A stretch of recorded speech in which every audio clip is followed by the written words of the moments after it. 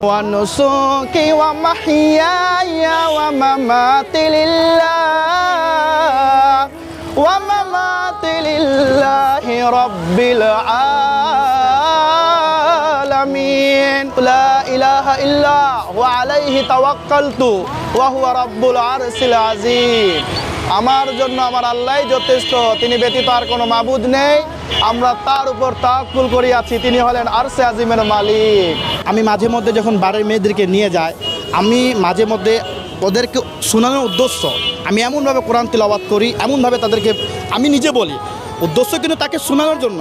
যদি হতে পারে যদি এই খারাপ পথ থেকে যদি ভালো পথে চলে আসে, আল্লাহ যদি তাকে হেদায়েত দিয়ে দেয়, আমার একটা কোরআনের আয়াত দিয়ে আল্লাহ যদি তাকে হেদায়েত দেয়। আর সবার কপালে কিন্তু হেদায়েত থাকে না। অনেক মানুষ হজ করছে, কি হেদায়েত হয়ে গেছে? না ভাই, হেদায়েত আল্লাহ সুবহানাহু ওয়া তাআলা যাকে পছন্দ করেন তাকে আল্লাহ হেদায়েত দেন। আমি চেষ্টা করি যে আমি তাকে এই কোরআন তেলাওয়াত করতেছি, আমি কিছু মাঝে মধ্যে অর্থটা বলি, অনেক কিছু বলি।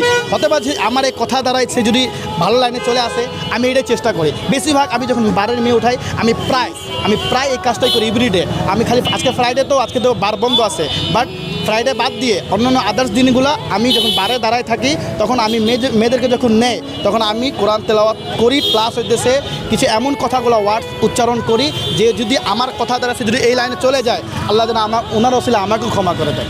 আল্লাযী আনকাযা যাহরাক ওয়া রাফা'না লাকা যিকরাক ফাইন্নামাল উসরি ইউসরা ইন্নামাল উসরি ইউসরা ফাইযা ফারাগতা ফানসাব।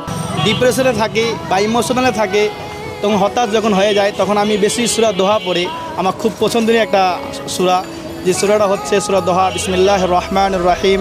ওয়াদ-দুহা ওয়াল-লাইলি ইযা সাজা মা ওয়াদ্দাকা রাব্বুকা ওয়া মা ক্বালা ওয়ালাল আখিরাতু খায়রুল লাকা মিনাল উলা ওয়ালাসাউফা ইউতিকা রাব্বুকা ফাতারদা আলাম ইয়াজিদকা ইয়াতীমান ফাআওয়া ওয়া ওয়াজাদাকা দাল্লান ফাহাদা ওয়া ওয়াজাদাকা আইলান ফাআগনা ফাআম্মাল ইয়াতীমা ফালা তাকহার ওয়া আম্মাস সাইলা ফালা তানহার ওয়া আম্মা বিনি'মাতি রাব্বিকা ফাহাদ্দিস। এখানে একটা আয়াত আছে, ওয়ালাসাউফা ইউতিকা রাব্বুকা ফাতারদা, শীঘ্রই তোমার রব তোমাকে এত দিবে, তুমি খুশি হয়ে যাবে। মাথায় টেনশন থাকলে আমি এইটাই বেশি পড়ি, আমার খুব পছন্দের একটা সূরাটা। যখন এই সূরাটি আপনি পাঠ করেন রিক্সা চালানোর সময় কিংবা ডিপ্রেশনে যখন থাকেন, তখন ভিতরে কেমন ফিল হয়? আমাকে তখন খুব শান্তি পায়, মনে হয় যে আমার যেগুলো ইমোশনাল অতীতকালে যা হয়েছিল আমার সাথে, এটা আমি ওই সময় ভুলে যাই, আমার খুব ওই সময় শান্তি পাওয়া যায়। এই জন্য আমি পড়ি।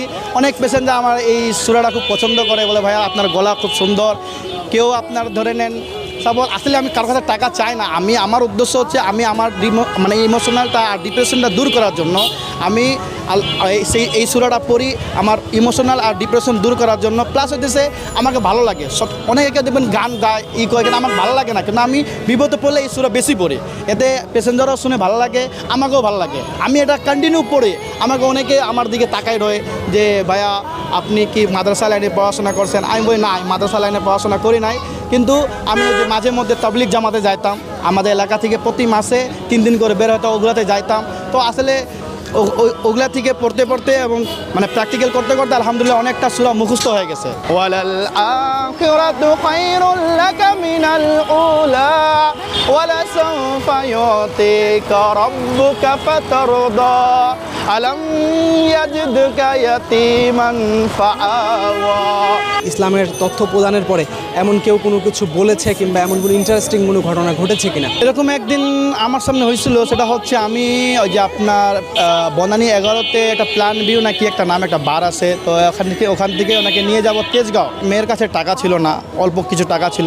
তো আমি আবার অনেক সময় হয় কি, কারো কাছে যদি টাকা না থাকলে আমি তখন উঠাই না, টাকা যদি থাকে তাহলে আমি কমে যাই না, বাট টাকা যদি কারো কাছে না থাকলে আমি কিন্তু নিয়ে যাই। ওনাকে বনানী 11 থেকে যে নাবিস্কো নিয়ে গেলাম, এর মধ্যে আমি অনেক কোরআন শরীফ তিলাওয়াত করছি, তারপরে হয়তো অনেকগুলো কথা বলছি, হাদিসের কথা বলছি, কিন্তু ওনাকে আমি বলি না, আমি কিন্তু জোরে জোরে পড়তেছি ওনার উদ্দেশ্যে, যাতে উনি শুনুক, হয়তো আল্লাহ পাক যদি তাকে ভালো পথে নিয়ে আসে। তো যখন ওনাকে নাবিস্কো নিয়ে আসছি, তার গন্তব্যের মধ্যে যখন আমি তাকে নিয়ে আসছি, সে বলতেছে ভাইয়া আপনার তো মাশাআল্লাহ কোরআন তেলাওয়াত খুব সুন্দর। তো আমি তার সাথে একটু তার সাথে একটু ফ্রি হচ্ছিলাম, তাকে একটু প্রশংসা করে আমি তার কাছে ফ্রি হচ্ছিলাম। তা আমি বললাম আপু, এই যে আপনি মাশাআল্লাহ দেখতে সুন্দর, কত সুন্দর আপনি এখন বোরখা পরে আসছেন, আপনি আসছেন ভারত থেকে আমি জানি, ঠিক আছে, এটা তো অস্বীকার করার কিছু না। বললাম জি ভাইয়া। তা আমি বললাম দেখেন আপু, আপনি যে কাজটা করতেছেন দেখেন আজকে আপনার ধরেন যৌবন আছে, আপনি ইয়াং মেয়ে আছেন, আজকে আপনি এই কাজ করে যাইতেছেন, কিন্তু এই জীবন তো শেষ জীবন নয় আপু, এরপরে কিন্তু পরকাল আছে। আল্লাহর কাছে নিজের আমলটা যখন আপনি প্রেজেন্টেশন করবেন তখন আপনার কি হবে আপনি খেয়াল করছেন? বলে ভাইয়া কী করবো, সিচুয়েশনের শিকার, তাহলে আমি অনেক পেটের দায়ে করি আমল, আপনি এই কথা রিজন দিয়েন না আপু। আল্লাহর কাছে কি আপনি কিয়ামতের মাঠে বলবেন যে আমি পেটের দায়ে কাজটা করছি? আমি বললাম আপু যতটুকু যত তাড়াতাড়ি পারেন এই কাজ থেকে আপনি আপু বিরত থাকুন আপু। পরামর্শ তখন তার রিয়াকশন কেমন ছিল? আর এক সময় ভাইয়া ঠিক আছে, আপনি যেহেতু আপনার কোরআন তেলাওয়াত খুব সুন্দর লাগছে, আমাকে ভালো করে বুঝাইছেন ভাইয়া, ভালো লাগছে ভাইয়া, আমি চেষ্টা করবো ভাইয়া যে এই পথ থেকে চলে যেতে। তারপরে আমি ওনাকে আর দেখি নাই, এরপরে আমি তাকে দেখি নাই, অনেক দিন থেকে দেখি নাই। আমি প্রায় আমি বেশিরভাগই বারের দিকে থাকি, কিন্তু ওই মেয়েটাকে আমি এখনও চোখে পড়ে নাই।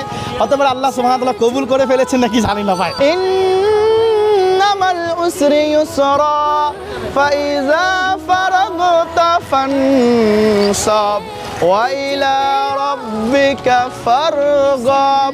এই যে একজন রিক্সা চালক, তিনি কোরআন তেলাওয়াত করছেন এবং রিক্সা চালাচ্ছেন এবং ধর্মের যে মেসেজগুলো রয়েছে, ধর্মীয় যে মেসেজগুলো রয়েছে সেগুলো দেওয়ার চেষ্টা করছে। কেমন লাগছে কিংবা কেমন লাগলো আপনার কাছে? আমার কাছে অনেক অনেক ভালো লাগছে, অনেক ভালো লাগছে উনের কোরআন তালাতগুলো এবং তার যে ইমান আমলের যে কথাগুলো বলছে আমার কাছে খুবই খুবই ভালো লাগছে। আমি ওনার বনানী থেকে নিয়ে আসছি 60 টাকা রিক্সা ভাড়া দেবো বলে, কিন্তু এখন আমি ওনাকে খুশি 100 টাকা দেবো।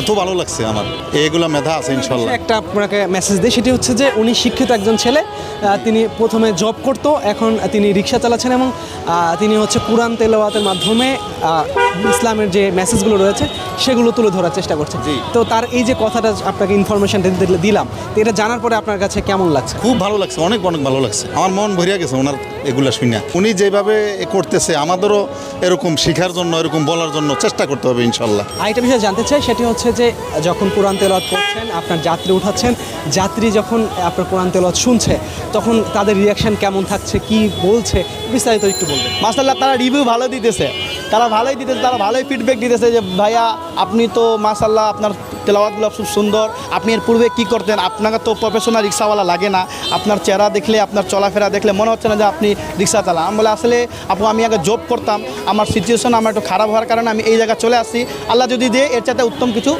ভালো পাবো ইনশাআল্লাহ। ইয়াউমাইযিন ইয়াসদুরুন নাসু আশতাতাল লিয়ুরাউ আমালাহুম ফামান ইয়ামাল